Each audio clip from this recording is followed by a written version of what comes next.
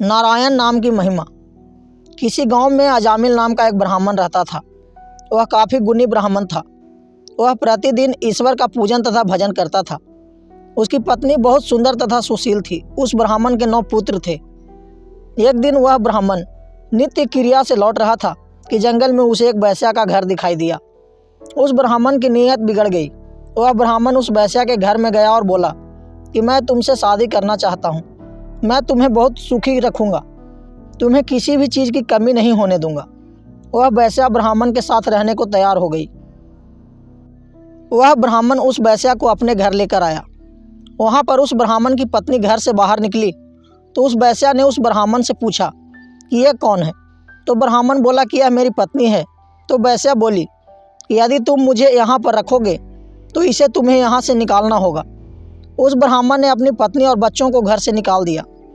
अब उस वेश्या ने कहा कि भगवान का भजन कीर्तन छोड़ो और जाकर चोरी और डकैती करो।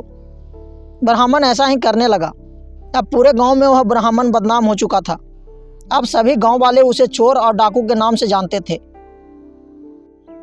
एक दिन कुछ संत उस गांव में आए और गांव वालों से पूछने लगे कि क्या इस गांव में किसी ब्राह्मण का घर है? हम बहुत दूर से आ रहे हैं और विश्राम करना चाहते हैं, फिर कल सुबह निकल जाएंगे।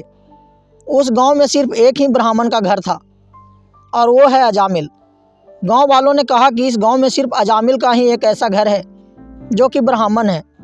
सभी संत अजामिल के घर गए और आवाज़ लगाई। थोड़ी देर में वही वेश्या बाहर आई तो संतों ने कहा कि क्या यह अजामिल का घर है? वेश्या बोली कि हाँ महाराज, यह अजामिल का ही घर है, लेकिन वह तो बहुत बड़ा चोर है। आप सभी का इस घर में विश्राम करना सही नहीं है, क्योंकि मैं एक वेश्या हूँ।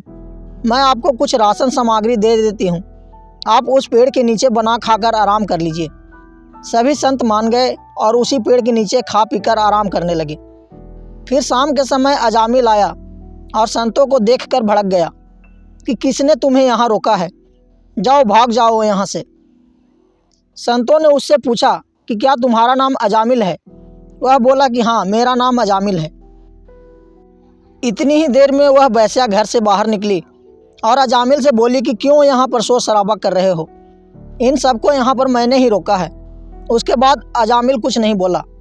अगले दिन सभी संत जाने लगे तो संतों ने अजामिल को बाहर बुलाया और कहा कि बेटा, हम तो वृंदावन जा रहे हैं, कुछ दक्षिणा दोगे? इतना सुनकर अजामिल का पारा 7वें आसमान पर चढ़ गया। वह संतों से बोला कि शुक्र करो कि तुम्हारा तंबू उखाड़कर मैंने नहीं फेंका, तुम्हें खाने के लिए भोजन भी दिया और अब दक्षिणा भी मांग रहे हो। संतों ने कहा कि हम दक्षिणा के रूप में तुमसे पैसा नहीं मांग रहे हैं। तुम्हारी पत्नी के गर्भ से 10वां पुत्र होने वाला है, तुम उसका नाम नारायण रखना, बस यही मेरी दक्षिणा है। अजामिल ने संतों से कहा कि ठीक है, ऐसा ही होगा। इतना कहकर सभी संत वृंदावन के लिए निकल गए। कुछ दिनों के पश्चात अजामिल की पत्नी का एक बेटा हुआ। उसका नाम अजामिल ने नारायण रखा। चूँकि वह सबसे छोटा बेटा था, इसलिए सबसे ज़्यादा प्यार भी अजामिल अपने छोटे बेटे को करता था। अब अजामिल दिन भर नारायण नारायण का नाम बुलाता था। कुछ दिनों के पश्चात जब अजामिल की मृत्यु होने वाली थी तो यमराज के दूत आए और अजामिल की आत्मा को उसके शरीर से जैसे ही निकाल रहे थे तो अजामिल को बड़ा कष्ट हो रहा था।